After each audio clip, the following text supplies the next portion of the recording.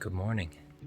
It's currently 5 AM here in Seoul, and I'm just waiting for a cab because today I'm going to Yeosu, the second biggest city in the South Jeolla province after Suncheon, and it's also a city that has an island for every single day of the year, 365 islands. So I'm looking forward to it. A lot of maritime history there.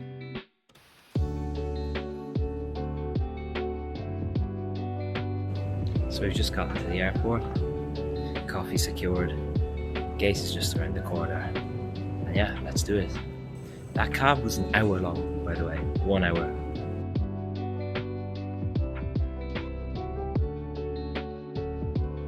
So in 1592, under the rule of Toyotomi Hideyoshi, unified Japan launched an invasion into Joseon, Korea, with the goal of taking over the Korean peninsula and eventually China proper, which was ruled by the Ming dynasty at the time. This marked the beginning of what we now know as the Imjin War, and that went on from 1592 until its end in 1598.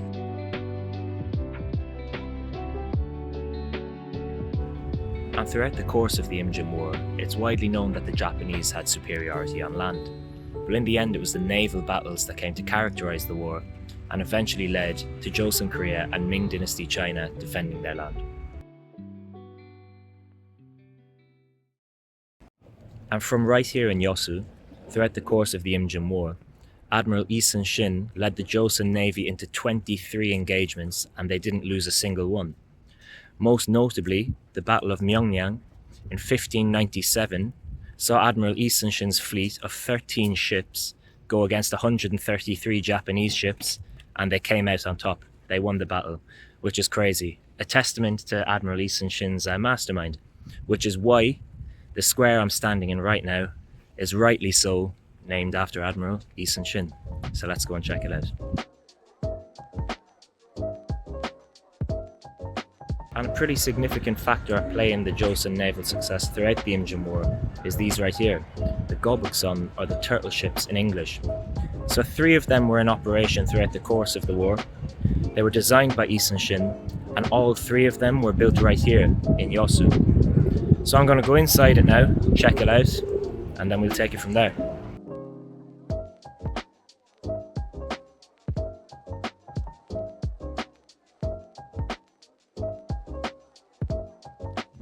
And yeah, the fact that the decks of these ships were completely covered and that there was cannons on either side of the boat meant that in short-range combat, these turtle ships were dominant.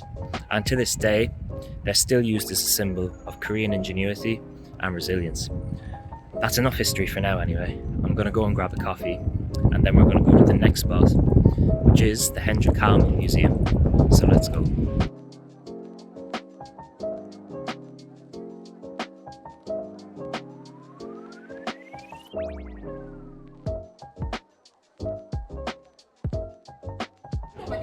So my coffee recommendation for Yeosu is right here, Ikulda. I had a Peruvian geisha, absolutely delicious. Let's go to the museum.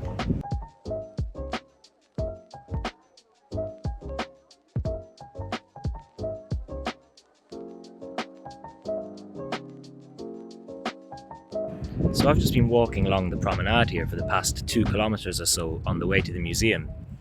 And I've noticed how much the city have capitalized on the famous song that was written about Yeosu, Yeosu Night Sea, back, I don't know, maybe 10, 15, 20 years ago, I don't know. But anyway, the amount of murals, paintings, busking zones dedicated to that song along the promenade is insane. So it got me thinking to an interview I saw recently of Kingfisher. They're a band from my home county, Cork in Ireland. But in their home village, Killa, since they released a song titled Killa about the local team in the village, they said in the interview the local council have injected so much money into the place, doing up the roads and sprucing it up a bit. So it made me wonder if there's any artist out there from I don't know, Cove or Cork and you want to make a song, do it, because you never know. Maybe one day we'll end up like this. But it just goes to show you how much money a song, a film or a book or anything like that, how much money and attention it can bring to a place, which is great. So respect to the Yeosu City Council for capitalizing on that, because that's what you gotta do. It's beautiful. And yeah, what a walk. The museum is just behind me there. I don't know, can you see the red lighthouse somewhere? Yeah, right there. So that's where we're heading. So let's go. Enough rambling. Let's get a bit of culture.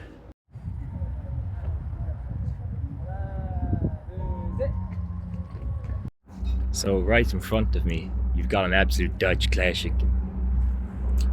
Look at that, the windmill. And now I have an idea. There is a GS25 right there. And I have an absolutely lekker idea. Get a tin of Heineken and sip it outside this windmill. It's a good excuse for a beer, isn't it? In the name of culture. Maybe I can find some bitterballen as well, eh? I don't know, but that's what a Dutch classic. That's unreal. Alright, I think I'm going to get the Heineken, low key. So the mission to get the Heineken was a success. So now the plan is, as I said, in the name of culture, I'm going to sit outside this beautiful Dutch windmill, crack open this ice cold tin of Heineken, and raise a glass to my boy Hendrick Hamel. Because he must have been in some situation, 20-something years old, landing in Korea, not knowing what to do. He couldn't leave for 13 years until he escaped. The poor lad. So Hamel, this is for you. And this is to all the Dutch people watching as well. Proost. So, I've unfortunately finished my Heineken. There'll probably be more to come later. And I'm on my way to the museum now. But before I go there, I'll just give you a brief history on how the hell Hamel ended up in Korea. Because that was not the plan. So basically, Hendrick Hamel worked as a bookkeeper for the Dutch East India Company. And in 1650, he boarded a ship bound for the Dutch East Indies, which is modern-day Indonesia. And he stayed there for 3 years until 1653, when he boarded another ship called the Sparrowhawk, which was en route to Nagasaki in Japan, or more specifically, Dejima, which was the artificial island off the coast of Nagasaki that was used as the Dutch trading post with the Japanese, the exclusive Dutch trading post. So anyway, en route there, the Sparrowhawk hit a storm and sunk off the coast of Jeju, and Hamel and the surviving crew found themselves stranded on Jeju Island. Lucky them, we pay money to do that these days. But no, all jokes aside, they were there. Hamel was only 23 at the time, you can imagine that. They're in a strange place, don't speak the language, the people look different, and they're lost. So anyway, a local government official on Jeju comes to them and they say, yeah, we're looking to go to Japan, that's what we need to do, that's where we need to be. And the government official basically said, no, you're not going anywhere. Because at the time, the Joseon dynasty was the Hermit Kingdom, and they had a very strict isolationist policy, which meant no one could enter nor leave the country. Why? They wanted to protect their kingdom from any outside influence. So that was that. So Hamel and the surviving crew were moved all over the peninsula for 13 years, until they came here, to Yeosu. And Hamel had an idea. This is the time to escape. Yeosu, being a coastal city, I can get a boat and make my way to Dejima, as planned. So what he did was, he bought a small boat off a local Korean fisherman, and him and the other crew who found themselves in Yeosu set off one night and actually landed in Dejima. Credit to the Dutch. And upon arriving there, they spoke with the Japanese government and pleaded with them to engage in diplomatic talks with the Joseon government to free the other Dutch crew who survived, because they were all over the Korean peninsula. And that's what happened. They were freed. Now what happened to Hamel after Korea, no one is really certain. But why he's famous, he was the first Westerner to publish an account on the Joseon dynasty, on Joseon Korea. So other European sailors to follow used Hamel's account, to find out about Korea. And most of the time they avoided it because let's just say Hamel didn't really paint Joseon Korea in a very positive light. I mean, the word barbaric was thrown around a lot, let's put it that way. But a very interesting story, and yeah, a very interesting history. So cheers to that.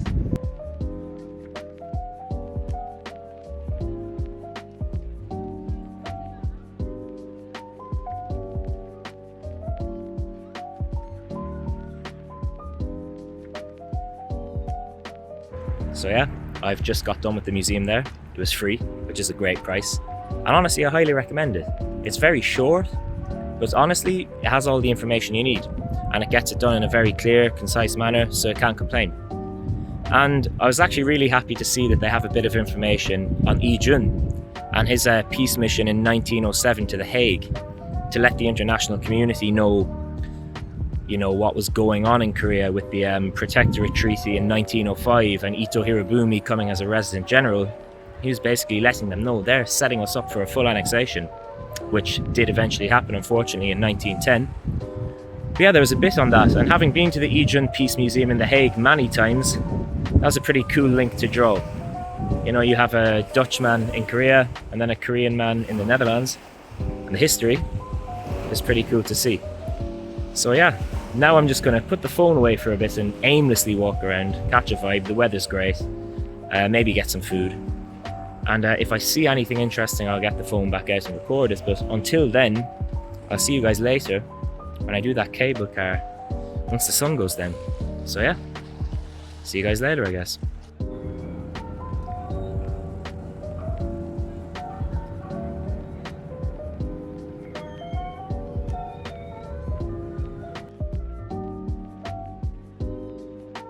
So I just got done with lunch there. You probably saw in the last clip, I got like seasoned chicken. In Korean it was dak muchim. So good, literally 10 out of 10. And the place I went to, Dogatjip, I hope I'm pronouncing it right, I'm sorry if it's wrong, but I'll put up a screenshot of the map here because it was crazy good. It's a one-man show, which I like, I respect, and his family have been making makgeolli for generations, kedo makgeolli, and I got it mixed with ricotta cheese, and it was crazy good. So yeah, if you're ever in Yeosu, this spot right here, you gotta go. And as I always do with spots that I really like, I'll always ask the boss man for their recommendation, where they go to drink coffee, eat food, get a drink. So the next cafe is the Dogatjip Sajang님's recommendation. I won't hold you accountable if I don't like it, but based on how good your food was, man, I think I'm definitely gonna like this coffee as well. You have good taste. So let's get a coffee and then do the cable car.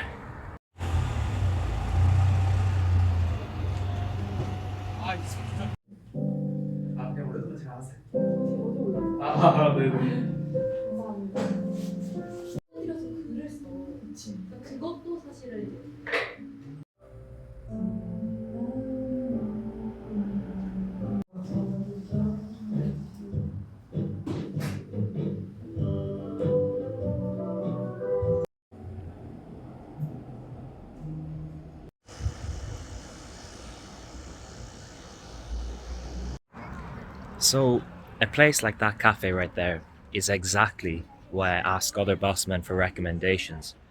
Because as you might have saw 2 clips ago, the only sign for that cafe was that little piece of paper stuck on the wall inside the building it's in. And the last clip is the building it's in. Like, the bottom floor is completely abandoned. The second floor has like a wine bar. And then on the very top floor is that cafe. And as I said before, just with that little piece of paper, that's the only sign. What a place. And again, the boss man was just an absolute legend. I ordered 1 hand drip coffee, then he comes over with some traditional craft like alcohol, which was 18%. It was really good, made from like some Korean berry. And then he gave me like some cheesecake, which was a 10 out of 10. And then he let me try another drip coffee he had on the menu. Just such a lovely guy.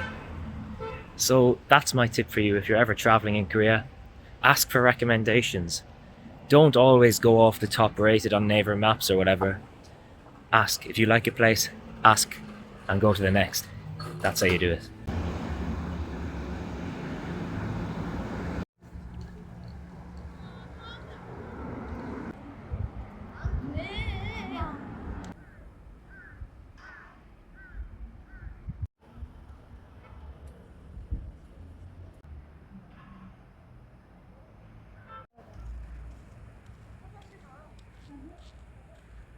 So yeah, as you can see from the clips you just saw, I think that's the perfect end to a perfect day here in Yeosu. So now the plan is, I'm going to drop my bag off at the hotel, head to the cable car station, get the night view of Yeosu on the cable car, and then have a few drinks in a few local bars and call it a day. But yeah, it was a long but amazing day, full of history and amazing views, and some of the best food I've had in my life. So yeah, see you guys at the cable car station. So as always with me, there's a change of plan. I headed to the cable car station there, but it was just too busy. And to be honest, I have loads of time in the morning because my flight is not until 5 in the evening. So I'll just do it then. So now I'm just going to head for a few drinks, hit the hay early, and this time, for real, I'll see you guys at the cable car station in the morning. So see you then.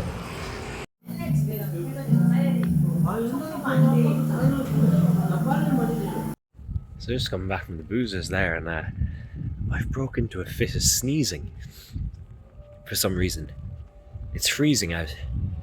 I don't know if that has anything to do with it, but sipped a lot more than 2. As always, that's the very Irish thing about me.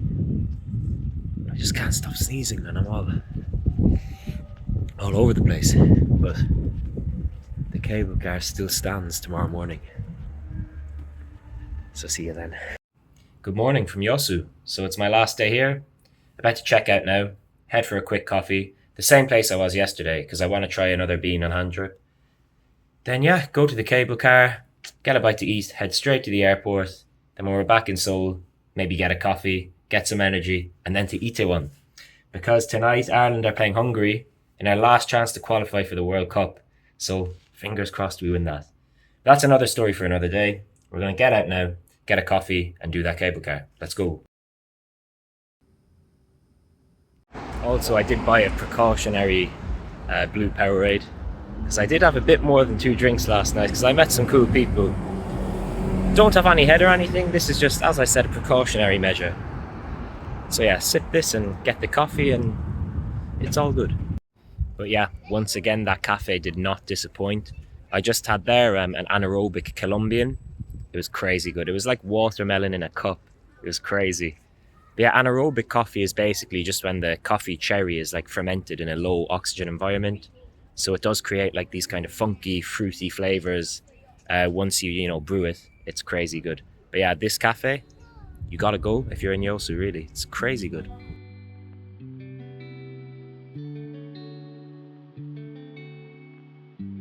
So guys, I've just arrived at the cable car station there, and I think now is the perfect time for me to sign off for this video before I run some B-roll footage of what I see on the cable car, which I'm sure is going to be beautiful. So guys, if you did like the video, please subscribe, leave a like, all that, because when I reach like around 100 subscribers, I'll actually invest in a proper camera, like a vlogging camera and a mic, because sometimes in some of the clips the wind is a bit overpowering. But yeah, I'm going to sign off personally here with a beautiful view of Yeosu behind me, the city centre right there. I'm going to hop on this cable car and enjoy it. I'll show you some footage with some good music in the background.